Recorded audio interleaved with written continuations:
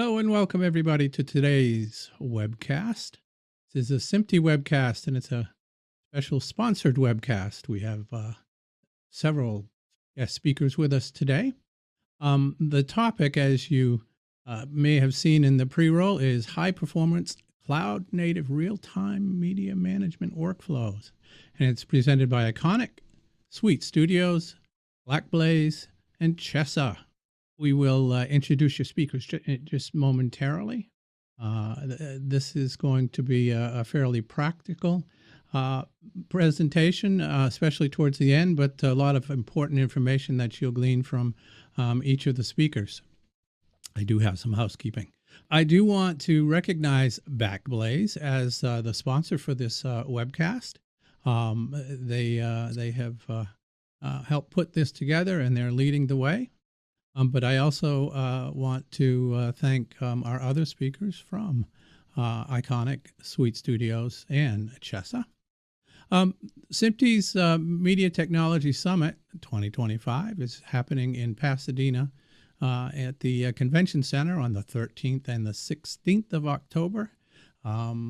There will be a QR code in the handout that you can scan and register. If you haven't registered already, please go. There are lots of people that you need to talk to there, and also content that you will probably not get anywhere else. So register for the MTS 2025 Media Technology Summit for SMPTE.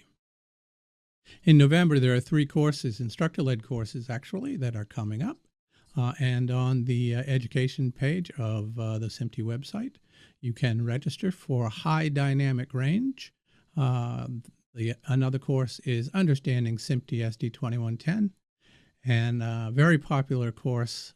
These are virtual courses, Color Managed Workflows. They're led by subject matter experts from the industry with vast amounts of experience. And we are using a flipped classroom, which means that part of the course is done at your own convenience, but then we offer live online sessions with the instructor to answer your questions. Also, if you're not a SMPTE member, please consider becoming one. There are a lot of benefits of becoming SMPTE members, and not the least is connection to experts and colleagues and peers in the industry, plus a lot of other benefits that you will enjoy. So with that, I would like to bring our speakers up on screen. And if I could just go around the board, starting in the upper left-hand corner, if you would just take a moment to introduce yourself and tell us just briefly, elevator pitch, what you do. I guess that's me because I'm looking at, okay. Ryan Leakey, I'm a solutions lead for Chesa. I've spent 15 years in the broadcast industry in production and about 10 to 12 in the systems integrator side, technology side. My job and role at Chesa is to guide the clients and organizations through the journey of defining technology, implementing technology, and then making sure their ROI is exactly what they're expecting for that technology in those use cases. Very good. Mike. Oh, sorry. Oh, I was going to say Mike. Mike Smolinski. I am Chief Product Officer for Backlight. I'm one of the founding members of Iconik. I've been doing this media tech thing for a little over 20 years now, and have basically been in the industry my entire professional career, whether it's sitting on the side of integration and engineering, whether it's been on the sales side, whether it's been on building products. I've kind of had my hat in every single seat. Great. Craig. Awesome. Yeah, my name's Craig Herring. I am one of the co-founders and the CEO here at Suite Studios. Before starting Suite, was involved in television, so we had a pretty good sized studio that I was a creative director of in South Florida. 60 or so people on that team, and dealing with all of the workflow headaches very much firsthand. and ended up wanting to do something about it. So today, Suite is one of the leading file streaming solutions. Definitely excited to showcase kind of what our tech can do, and excited to be here. Excellent, Dave. Awesome. And I'm Dave Simon. I'm Senior Director of M&E Alliances for Backblaze.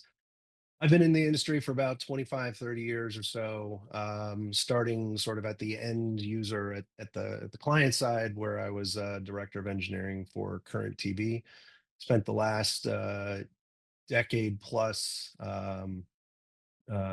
with in the systems integration space, working very closely with Ryan Lakey here, where we were both at Diversified. And then this year I joined I sort of went upstream a little further. I'm with Backblaze Cloud Storage, and really excited to be here. Great, thank you all. And Dave, you're our first speaker, but before we hand over to you, everybody has done a very good job of trying to help me. I'm not a subject matter expert, but to help me understand what the presentation is all about. As the title says, high performance cloud native real time media management workflows. By real time, that means the closest acceptable point to live. Of course, you have to take into account latency, geography, standards, distribution needs. And it's going to be a technical deep dive. And there'll be a use case and a live examples, a demonstration. And then the webcast is intended to look at how organizations actually build and operate real-time cloud native workflows. And if I got that correct, then I'm going to turn the floor over to you, Dave, and you tell me when you're ready to show your slides. I think I'm ready. Let's put the slides up. Beautiful. Look at that beautiful title slide there. So we are talking about high performance cloud native real-time media management workflows. It's a bit of a mouthful, but we are, like we said in our introductions, sort of a combination of cloud services and an integration partner to sort of tie it all together. So in our in our talk here, what we're going to be covering, you know, we're going to be covering just a small piece of the much larger world that is cloud production, right? So what we're going to be talking about here is media asset management, the storage aspect of it, which includes post-production, ingest, post-production to distribution, and then sort of the backing piece, which is cloud storage.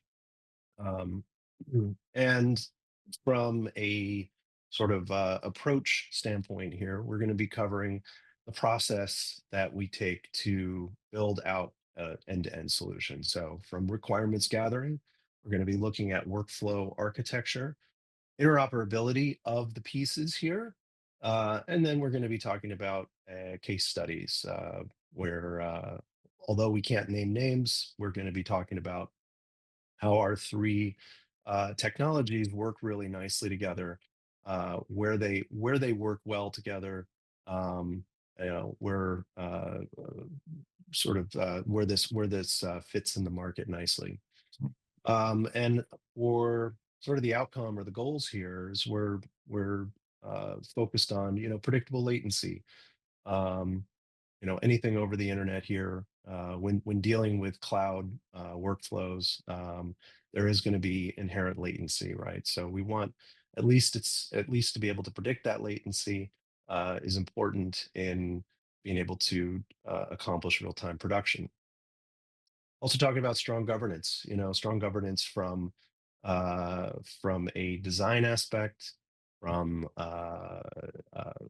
a change management aspect, metadata management, etc. We also, scalable performance, and scalable performance also comes with cost, right? So we want to be able to have, in addition to predictable latency, is predictable cost control. And then sort of our final outcome here, our final goal is faster to air, faster to monetize. Being able to monetize content is really the name of the game. And solutions like this really allow for that to be done quickly, and we're gonna show that. So we're gonna do some partner introductions, and I'll kick us off. So as I said, I'm with Backblaze Cloud Storage. Backblaze started 18 years ago as sort of a consumer backup product, and now is a major player in the enterprise S3 storage space. Um, very simple offering, right? We're all hot, egress-free S3 cloud storage. And our pricing model, very predictable, very affordable, about a fifth the cost of the major hyperscalers. High performance and large scale, we can reach performance up to a terabit per second at exabyte scale. Today, we store over 4 exabytes of data on our platform and a wide range of integrations, anything that speaks S3 and or our B2 native protocol. But included that, of course, Iconik Suite Studios and Chesa's Acorn, which is their managed service solution. Couple different programs that are included with Backblaze Universal Data Migration, where we will actually cover the cost and effort to migrate all the data off of your existing archive system, whether it be an existing cloud, an LTO library, or even hard drives on shelves. And then other features include object blocking, so immutability, and a partner API. So that's it for Backblaze. I'm going to hand it off to Mike to talk about Iconic. Thanks, Dave. So, Iconik is a media management and collaboration system, and we built it about 7 years ago. The founders of we all had pretty heavy experience in broadcast media asset management, scalable archive solutions for digital media, and really making that transition in the early 2000s from good old Betacam and HDCam and that sort of stuff into digital, and how do you help manage those sorts of workflows. And what we found is that users over time were seeing more and more value to what we were doing, but the technology space was really gate kept. It wasn't something that was accessible to smaller teams in variety of different locations, as frankly revenues decreased in traditional regional broadcast, spending the kind of cash that you once would spend on traditional broadcast MAM became unreasonable. And so we kind of sought out to approach that target and say, how do we democratize this space? And the answer was Iconik. So it's a API first platform. It is a scalable cloud first platform. It is a pay as you go platform, meaning that you no longer have these really high 6-figure plus ceilings to enter into the platform, and that you can do a whole heck of a lot with it with maybe not as much capital. And the support burden also is not significant like it was with traditional, iron solutions sitting in your rack in your facility, because the support burden is actually on us to keep the thing alive. And that makes it just that much faster to get up and going. So time to value is much, much lower. Simplicity is much, much higher, and cost is very reasonable compared to basically the competition. Awesome. Let's go to Craig next here. Talk about Suite Studios. Awesome. Yeah, let's do it. So yeah, the highest level and easiest way to think about Suite is really thinking about Suite as a cloud-based file system. Ultimately, the technology that we've built, we label as file streaming. And unlike a lot of cloud storage solutions where end users are forced to, let's say, just download, right, an entire asset before working with any of that asset, with file streaming, that changes. And now, let's say you need 2 seconds of an hour-long video file. You don't have to download the other 59 minutes and 58 seconds of that file to use those 2 seconds. Instead, you can stream just that portion of that file to your end device, to the end users as you need it in real time, which is great. We sit on top of any kind of S3 compatible object storage. We do a ton of work with Backblaze, and the way this is presented to the end user is actually Suite basically just looks like a local volume is mounted inside Finder, File Explorer, depending on the operating system. So from the creative's perspective, it's a really familiar way of working, right? Teams are typically working, maybe they have an on-prem server, maybe they have hard drives, whatever, and they're working through that file browser.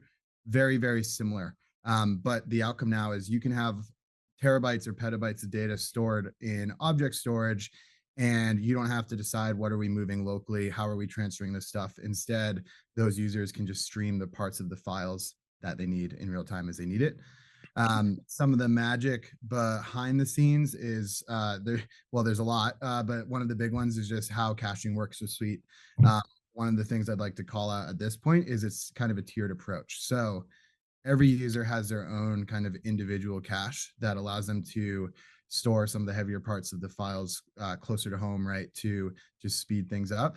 But then you can also have an additional layer for teams that maybe have some centralized users, right? Let's say they have a office in New York, they have another office in LA and one in London. Those facilities may already have some sort of on-prem server, some sort of on-prem storage. With Suite, you can leverage that as well as an additional caching layer. So if I read a file from Suite today and another user in that same facility, right, reads that file tomorrow, they never even have to go to object storage to get that part of the data, which is really great.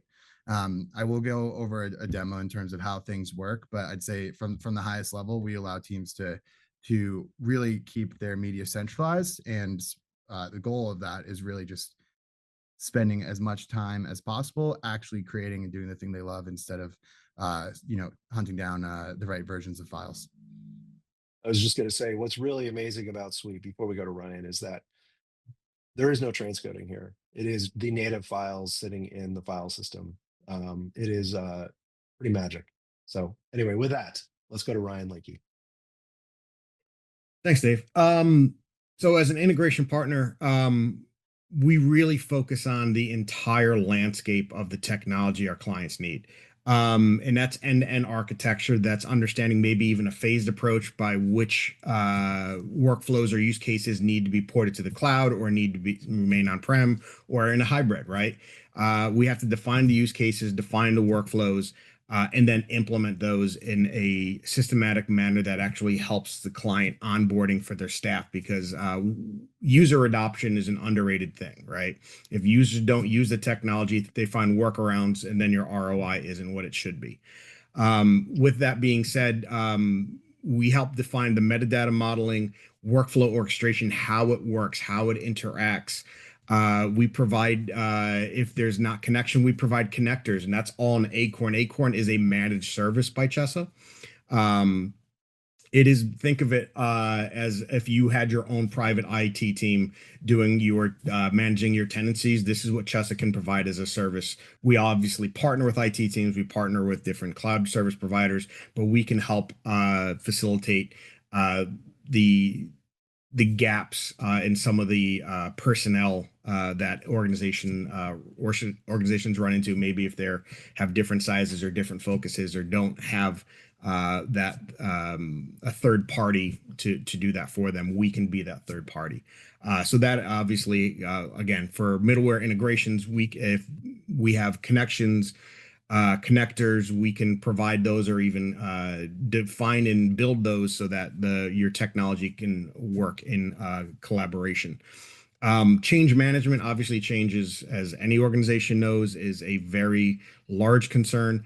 Making sure that the change in products, in technology, or even streaming from one technology to another, maybe an asset management migration, something like that, making sure that's defined, making sure we understand the needs of the client, making sure that the core use cases for one product and the change management is continued through that management layer. Training and managed services, we already kind of touched on managed service training. Again, technology, you need to know how to use it. And then, of course, all this is a consultative approach, including consultancy as a service, because a lot of organizations know they need help, but they're not sure when.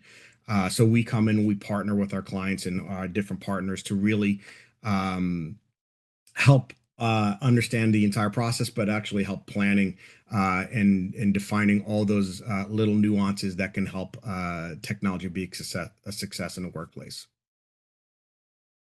Awesome. Thank you, Ryan.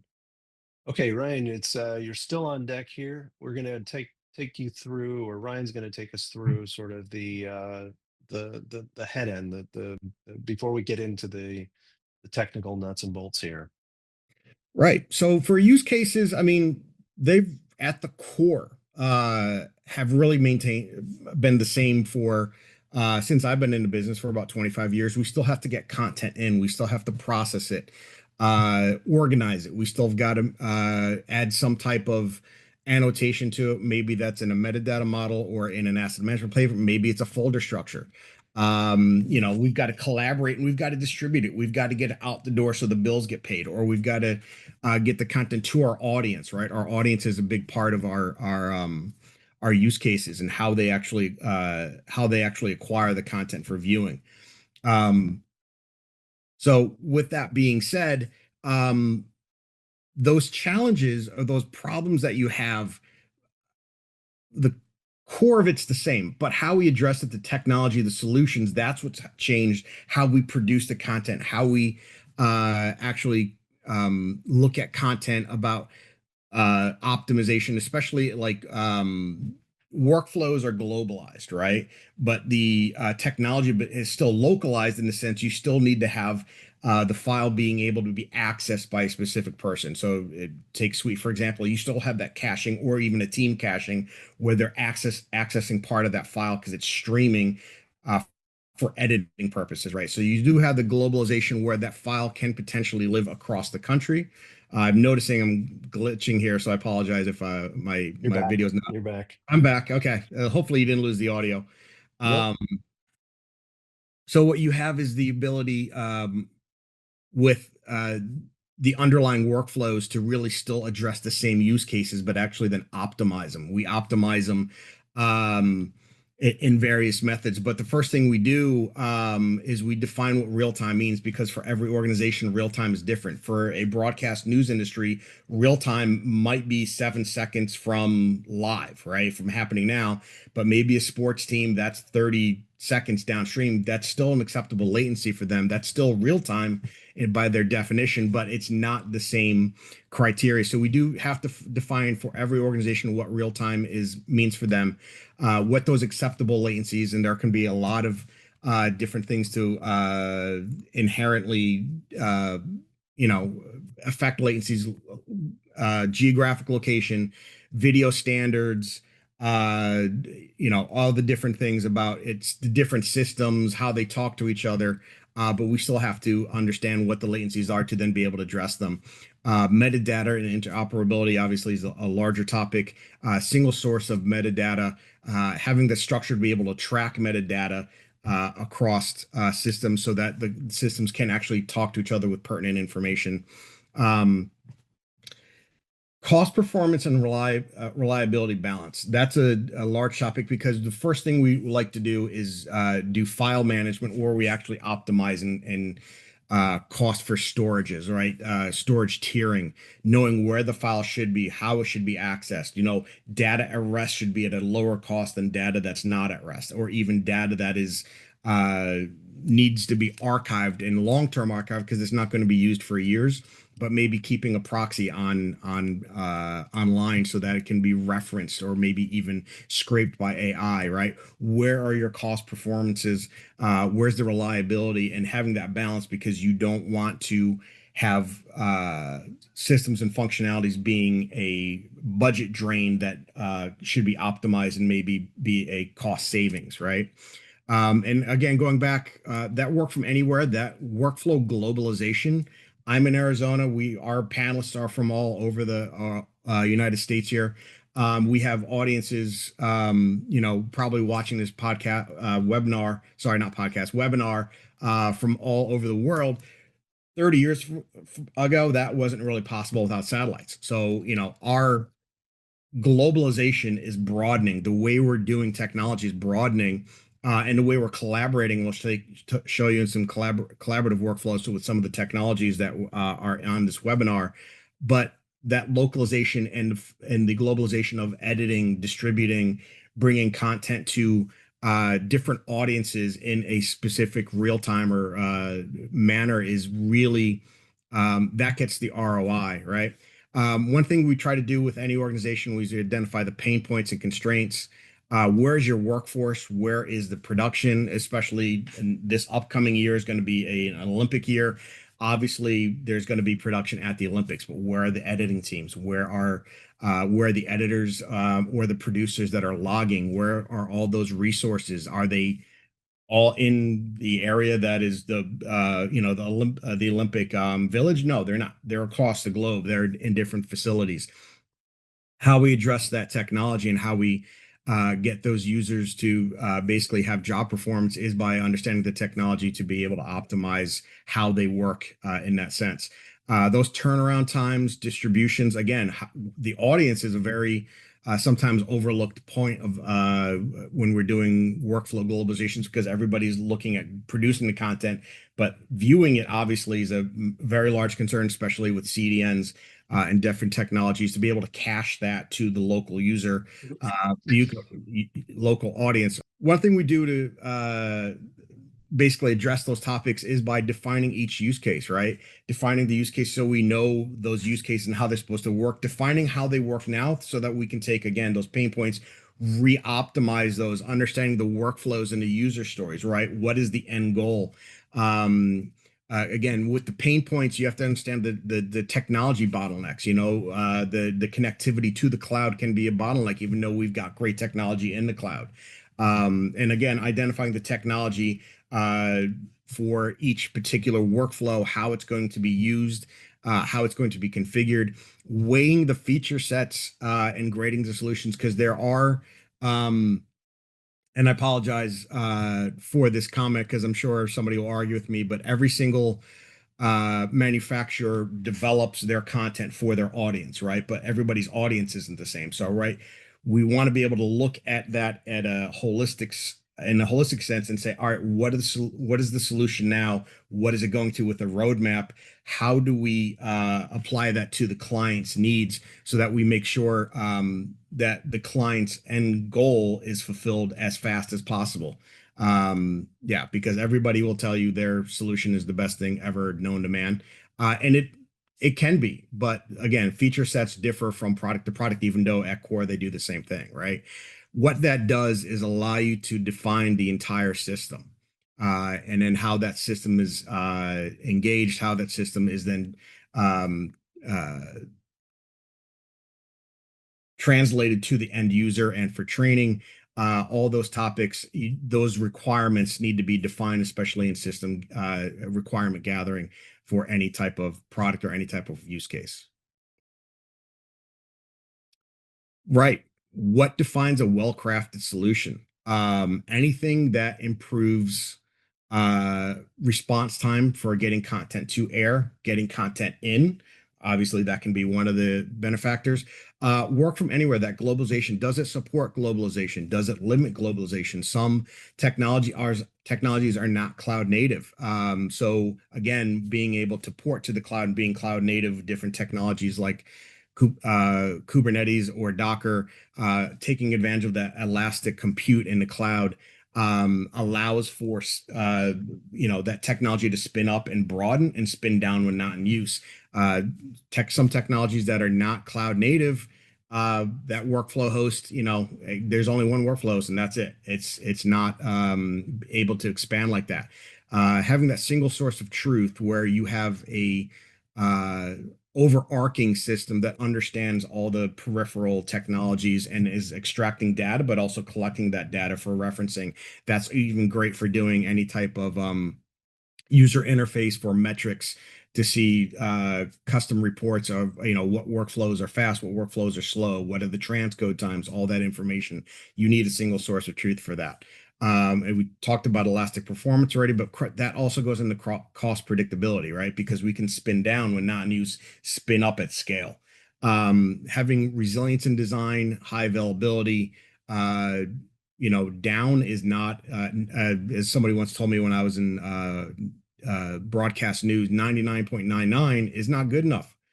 Sometimes that resiliency has to be that 11 nines or better than that for proper resilience or proper design of a system so that it's always up or fails over when needed. Yeah, future proofing of obviously this is a very interesting conversation because you can only future proof to a certain degree because nobody really knows the future, right? But in a 3-5-7 model where every 3 years you're looking at your technology to plan for the 5th year, because typically by 7th year it might be end of sale or end of life.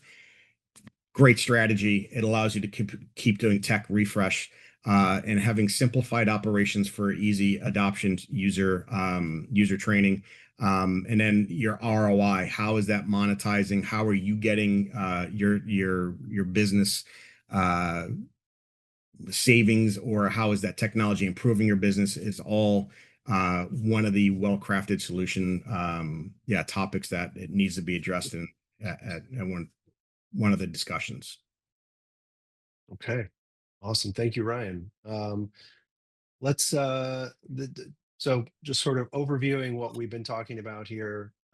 We're trying to keep things, I would say, simple but very effective and powerful. So this is sort of a sample diagram. This was put together actually for an outdoor sports company that Chesa is managing, and it includes Iconik, Backblaze for both active archive, but also the backing storage for Suite Studios, and then a client side operation from user editor and operational standpoint, as well as external, internal, and social media partners. So this is what we're going to be looking at here. And now I'm going to hand the reins over to, let's start with Craig, actually. Let's start sort of with the basis of the storage piece, Suite Studios. So Craig, do you want to grab the screen here? Yeah, let's do it. Okay, See, my screen just popped up. Awesome. beautiful. Look at that. Nice. Yeah, so excited to give everyone kind of some insight into how this actually works. One of the things I want to call out right out of the gate, right, is obviously like actually building a distributed file system that at the petabyte scale allows thousands of users around the world to access data in real time is obviously quite a complicated and complex thing to do. But from the end user's perspective, the name of the game for us is keeping it very, very simple feeling and very straightforward to the end user. So this is what the application looks like. But before actually like showcasing and going through some of this, what I actually want to do is just open up the Suite drive so you can see how most users are interacting with this. Right, Suite mounts as a local volume on inside your file browser, depending on the OS. That's just going to obviously be dependent there. Inside this drive, which again anyone on the team can access simultaneously, I threw some example files here. So, for example, I have BRAW. Hopefully, we can see that new window popping up too. Yep. And right, this is 4K uncompressed Blackmagic RAW coming straight off the camera. Hence why it's a little flat. It is the RAW format, but it's streaming back great. And we're screen sharing here. But right, you can, whether it's 4K, 8K, it doesn't really matter. You can stream this data straight from Backblaze or any kind of S3 compatible object storage, and it's going to have smooth playback.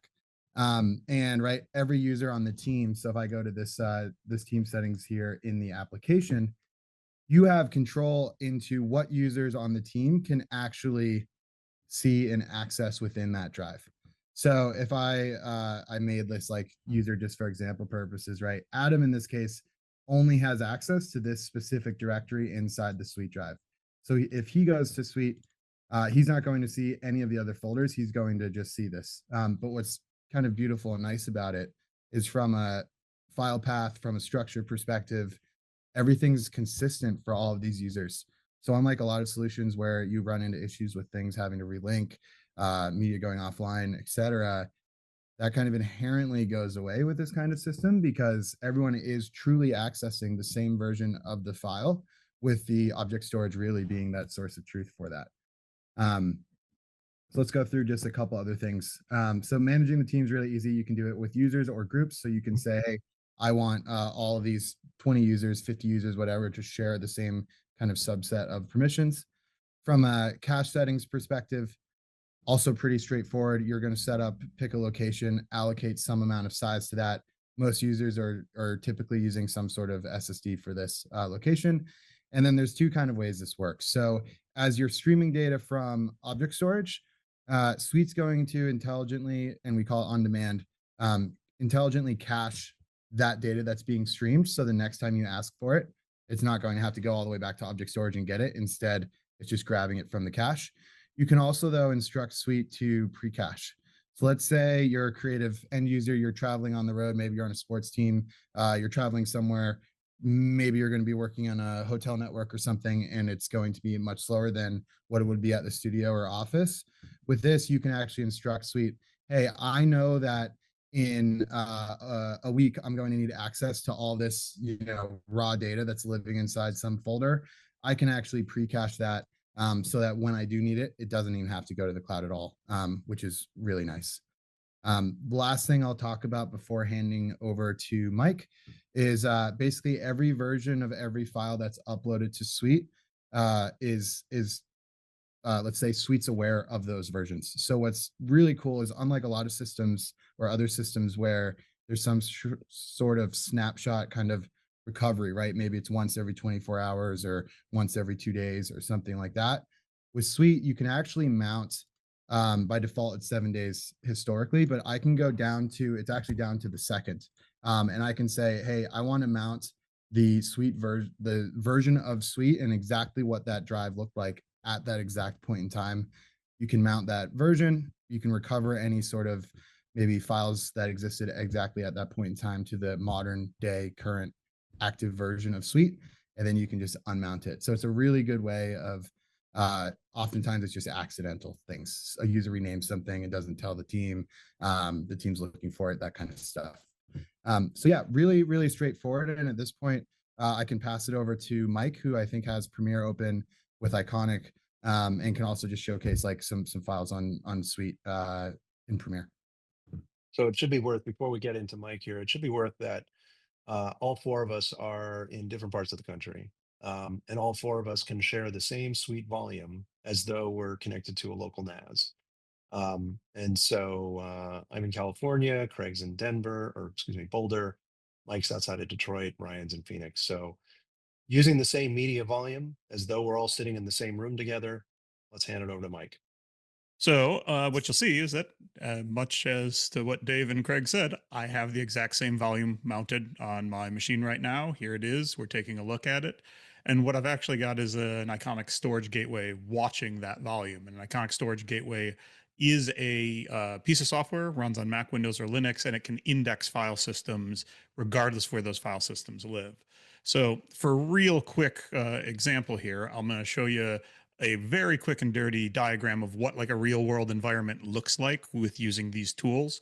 So Iconik's the media management and collaboration hub in the middle, but you can see we've got this ISG that's watching file systems, and then Iconik's also natively accessing object storage at the same time.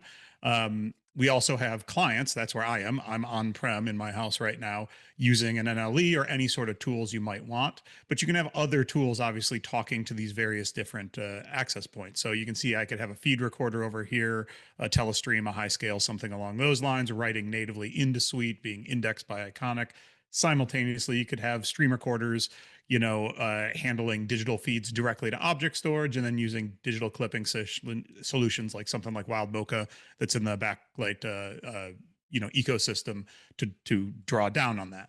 So if we hop back over to our environment now, I can see and find all of the stuff that is in my various different locations. So Iconik is looking at multiple different storage locations right now, that Suite volume, that Backblaze bucket, and I have all of that stuff accessible to me to start searching for stuff. So I can kind of say, hey, show me all the logo files in the system, and boom, all the logos come back really quickly.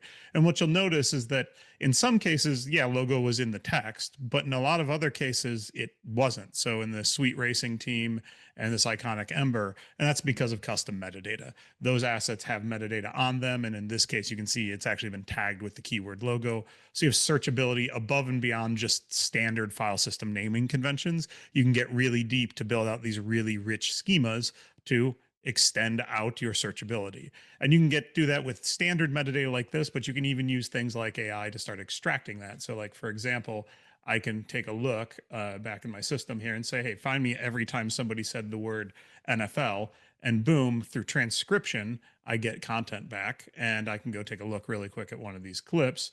And you can see it's actually loading in the transcription right now. And this is about an hour and a half long shoot that you guys did. So it's a pretty long form clip, and we've got the entire transcript of it coming back.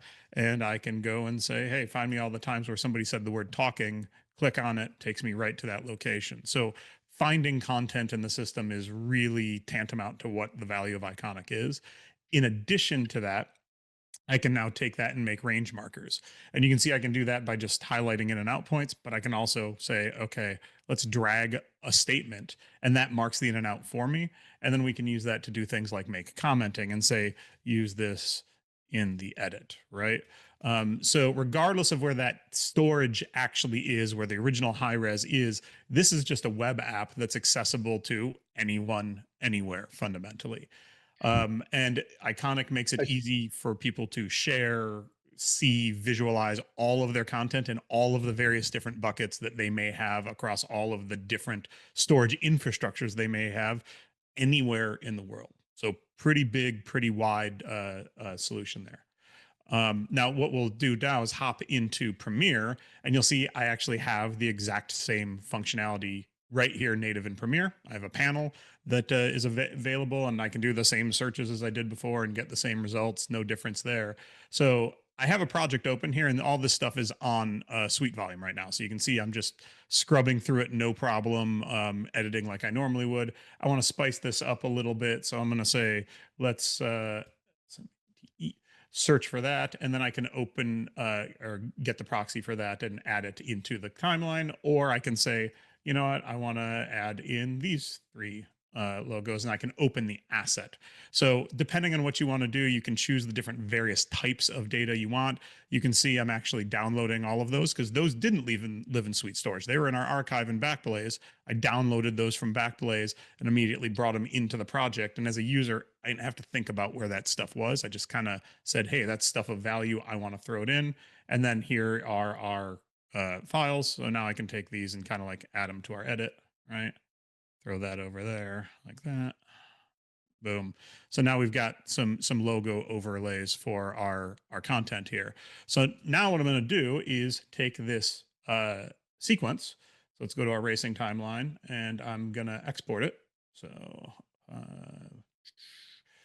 export media. And I'm going to not put it on my desktop, but I'm actually going to throw it right back on that Suite Volume. So go into our folder where our content is. Make this a little easier to see. And here we go. We can say masters, create a new folder, hit save, hit export, and off it goes. So this is now going to render. I don't actually know what I rendered it as. I went through that so fast, but it's going to render natively right to that Suite Volume. That Suite Volume now is going to pick up as an MP4, so it'll be kind of small here. Suite Volume is going to pick it up, and it's going to start flushing blocks to the cloud so that Craig and Dave can pretty much immediately open that up and start seeing that content. And then what's also going to happen, if we kind of go back to our diagram here, is that this ISG is going to say, oh, is that file done in Suite? Done meaning it has full access to it and all the blocks are flushed. If the answer is yes, it's going to start generating a proxy, checking that back into Iconic, and that's going to be accessible to everyone all over the world. So what I'm going to do is hop back to Iconic here. Where's Safari? And switch my screen and do a quick search. And we can probably see that starting to come in any minute now as we wait for the Suite to pick up that volume or that object and add it into Iconic. Now, while we're waiting for that to happen, because that does take a second, I can share out some content as well. So we're going to take a look at this clip, for example, here, and this clip and this clip. So I'm going to select those three. And I'm going to say, you know what? I actually want to share those out with other users. Now, those are ProRes movies. Those are 4K movies. Those things would take, it's several hundred gigabytes for anybody to in the field download. But I can essentially create a link to share that.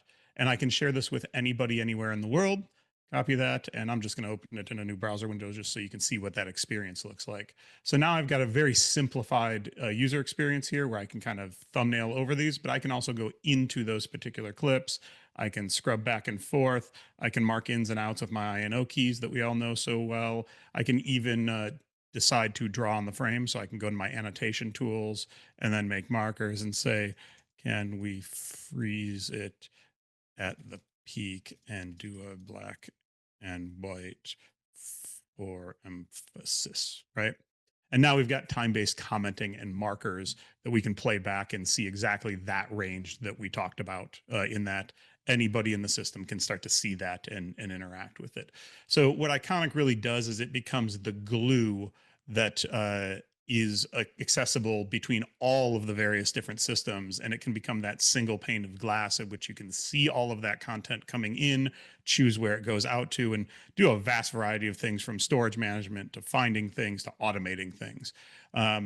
So I think that's a pretty good quick overview and demo. Dave, I'll toss it back to you Yeah. for kind of the next steps. And while we've been waiting here, that asset has shown up in Iconic now. So if you pop back over to it, should see it. And there Yep. she is. So there's our export right there, And ready that, to go in Iconic, ready with the logo overlays that I did. so a couple questions here. So currently this shows that it's that the file, the high res, is on a storage volume called Alameda ISG. And so this is currently sitting just in Suite Studios. Suppose we could have renamed that to be a little more descriptive. But what about uh, what about an archive piece of this? So how would we actually put this into into an archive that isn't Suite? Yep. So the basics of it, let's hop back to the screen share here. So the basics of it is I have the ability to do what we call an archive. So if I'm in Iconic, I have the ability to set up a storage type that is an archive type. So I can say, hey, I want to connect a Backblaze storage and I want that to be for archive. I'm going to call it my B2 archive and we're going to let it do some things. Now, I'm not going to So actually, we've actually already got B2 Iconic there. yeah, but that's as not an a- archive, Dave. So I can't Oh, use okay, it gotcha. for Yep. archiving. So we would basically set all of this up. I'm going to put gibberish in for right now, just so you guys can see what it looks like. And it's going to tell me that it's denied. That's okay. And what that'll allow me to do is then run archives inside the system of anything. Now we can take that a step further within Iconic because we have the concept of an automation engine. And you can go build various different triggers. So you can say anytime an asset was created 365 days ago, and it also has a specific metadata field. So I can say a specific field like, you know, restrict access is true on it. When those two triggers are met, I have the ability to then trigger an archive on that asset. So you can see there's an archive asset action here, and then I would just select the storage with the rules that I wanted to. So that's like kind of layer two. Layer one is just right click the thing, say, hey, I want to archive it. That'll move it to the storage. But when I do an archive, an automation, I can set up complex rules to have things automatically tier between different storage classes without having to go in and think about it too much. And to a user, they don't care. They just come in and see all of the content in Iconic. Okay. So it would all look the same. It would just live on different storages. And we can show this by example here. So in this case, the original lives in an Iconic files bucket for this particular item, but this race car library you can see lives in the Suite Studios volume. And one of the things you can search for in Iconic is where that thing lives. So I can go look for all of the things that live on the various different storages and use that as part of a filter.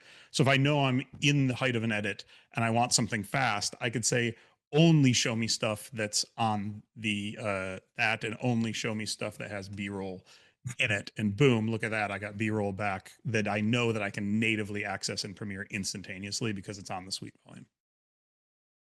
And then integrating with Iconic, interoperating Iconic with other applications not talked about here, other platforms. Iconic, is it built, API first here? Yes. So everything in Iconic is API first. The user experience that we actually ship with the system is built on the same API that our customers have access to and our partners have access to.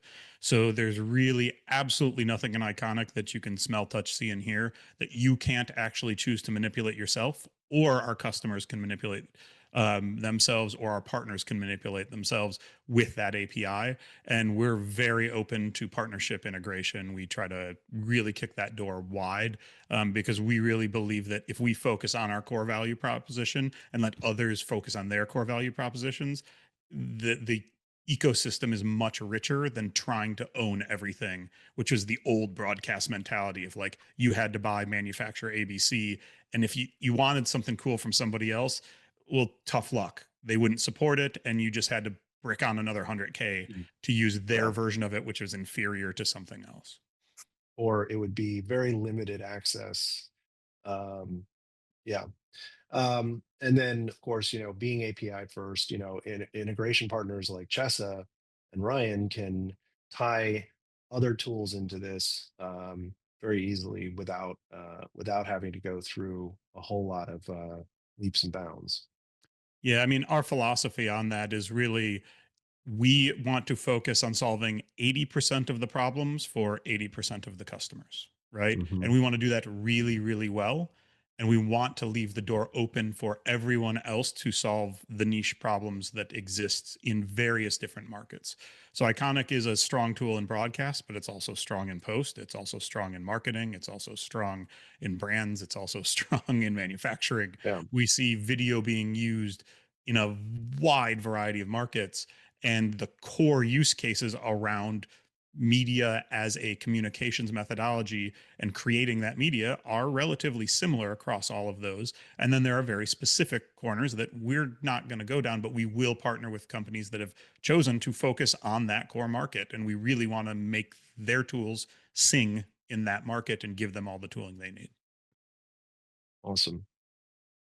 All right. I'm going to throw up one more slide, and then I think we'll leave a little bit of room at the end for some Q&A.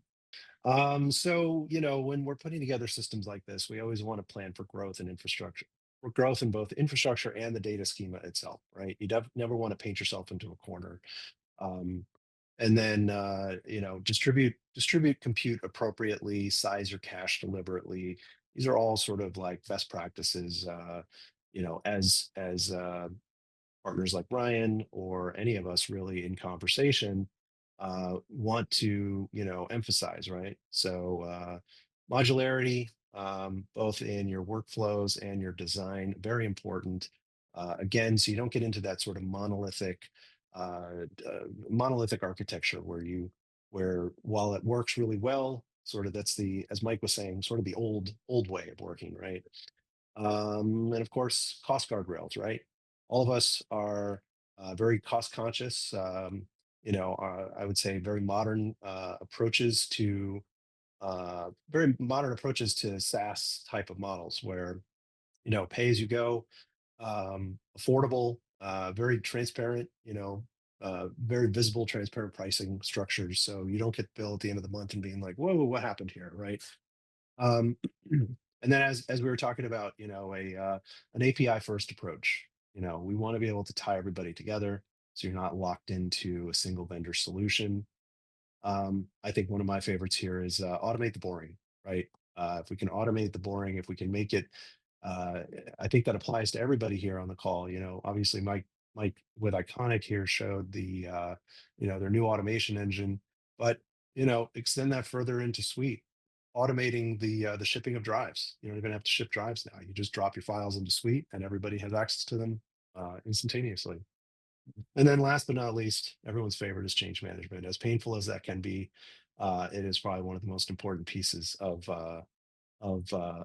building a system like this is ensuring that everybody's on board and that the changes are well scripted and tested so that there's no surprises, especially when you're getting into sort of real world production. I think that opens us up for some Q&A here. So Joel, do you want to take us into any Q&A? Any questions? Yes, actually, we have one from our audience, but I have a couple questions as well. And Fabian asks, can you talk a bit about migration from tapes to the cloud, i.e., for people who use LTO tapes as archive? Is there any smooth way to migrate other than retrieving all those files one by one into local hard disk drives, solid state drives, storage, and then uploading them into the cloud? Also, how do you migrate the database? Any integration with HSM software? And he says, greetings from Bogota, Colombia. Mhm. I'll take the LTO migration and then the database migration as well. We can sort of bat around, but the LTO migration really is going to depend on the source system, whether the tapes are written as LTFS or in a proprietary format. And in either case, Backblaze, I'm going to do a little plug for Backblaze here. We do have a program called Universal Data Migration where we will handle the cost. We'll cover the cost, subsidize the cost, as well as the effort, and we'll sort of map out a path to get those tapes into Backblaze. Once they're in Backblaze, they can be picked up automatically by Iconik and be made available to your team. In terms of migrating the database, Ryan, do you have a quick response to that? You've got a couple things. If it's an HSM to HSM, the question is, what is the HSM actually extracting? Is it extracting information from the file header that can be extracted again? You don't necessarily have to take the database over with you because information's embedded in the file.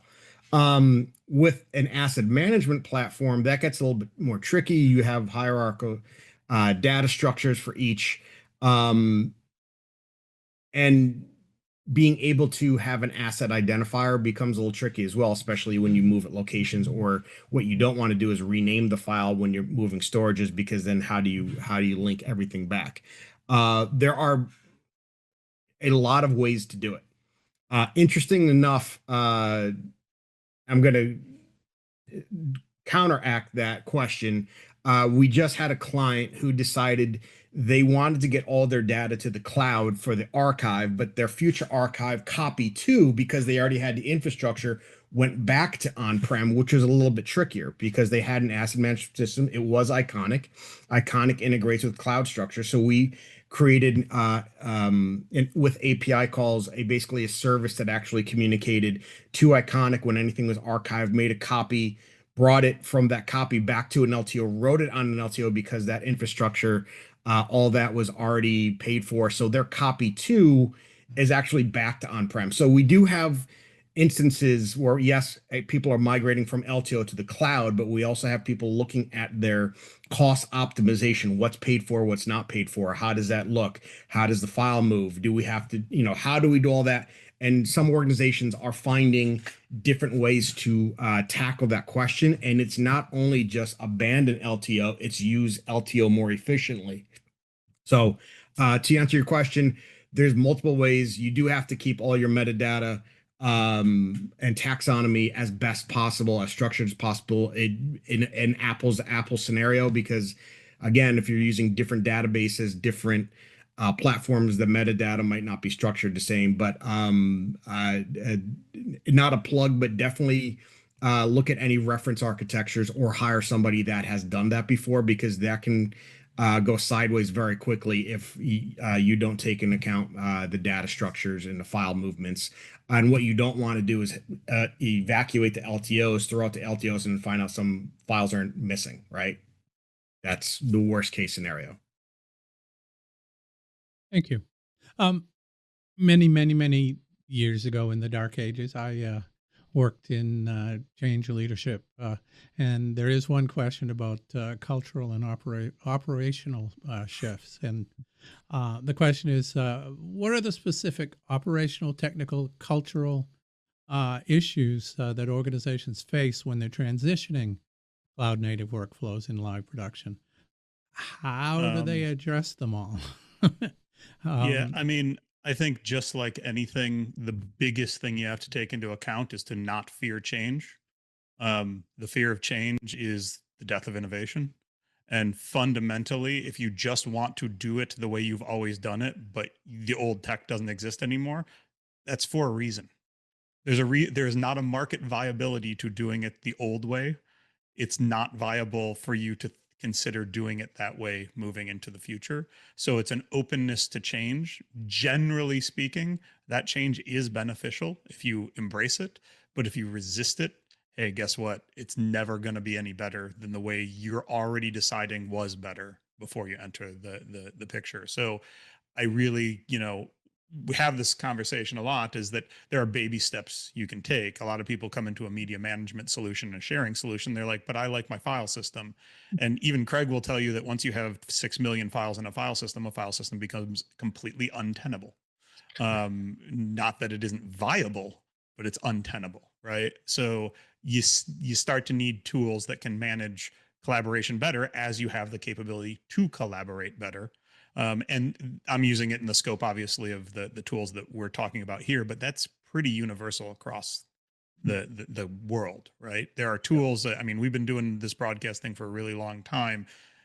There are people that are still like wishing to go back to linear and wishing to go back to like 422 control of decks because it was more accurate and reliable. And there's a reason why that stuff's not around anymore. To echo that, I would just like, yeah, having curiosity is so important.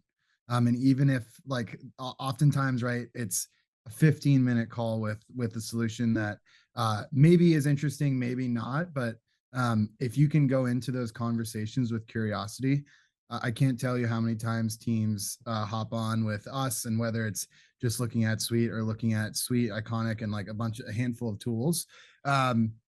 And they come into that conversation thinking one path forward is maybe what they're going to do, and hey, we're having this just to have it, and they leave the conversation saying, oh my god, I didn't know this was possible, this is amazing. So being curious is so important.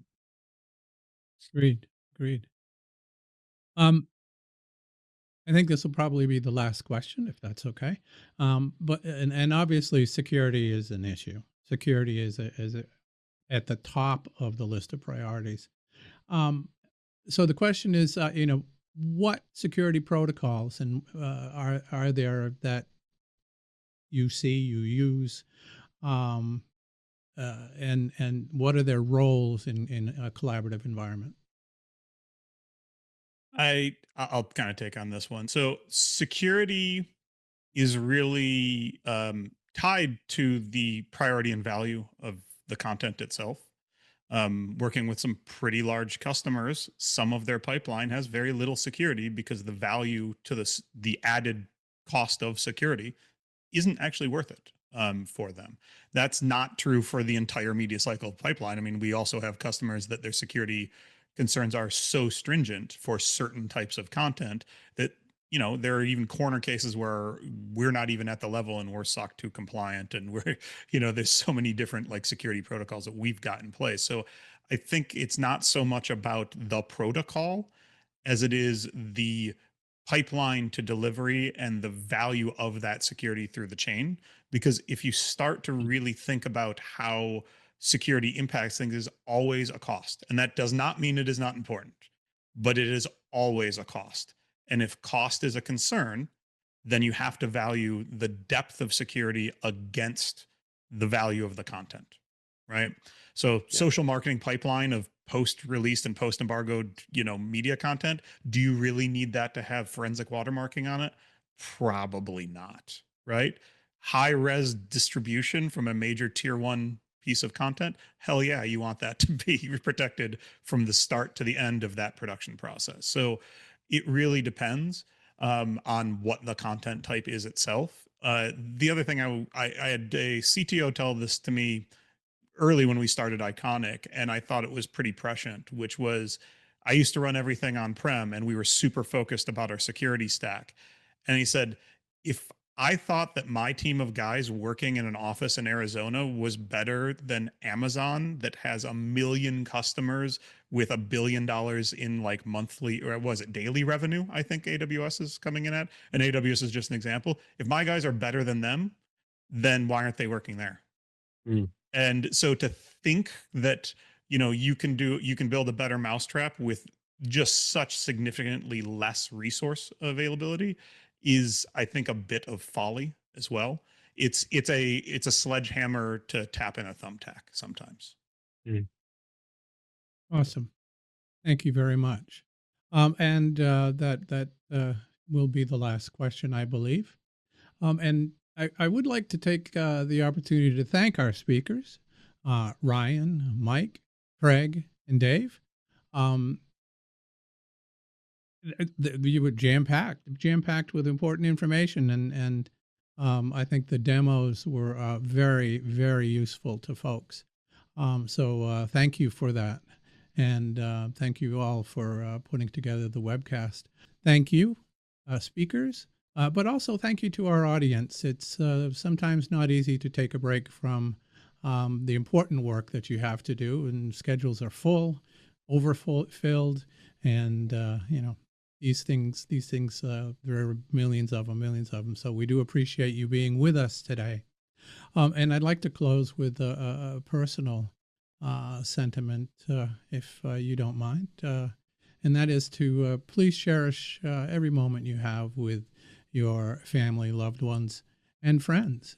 And with that, we shall call it a day. Thank you again to everybody. Take care. And this room will close momentarily.